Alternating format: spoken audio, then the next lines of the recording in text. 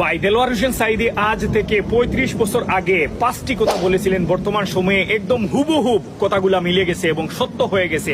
Last নাম্বারটা হচ্ছে সবচেয়ে আকর্ষণীয়। প্রথম যেটি বলেছিলেন, লাফালাফি বেশি করবা না, 12 কোটিতে গাছের গোড়া আসতে নানা দেবে, মামু বাড়ি দিল্লি গিয়ে পড়বা, বাংলার জমিনে জায়গা হবে না।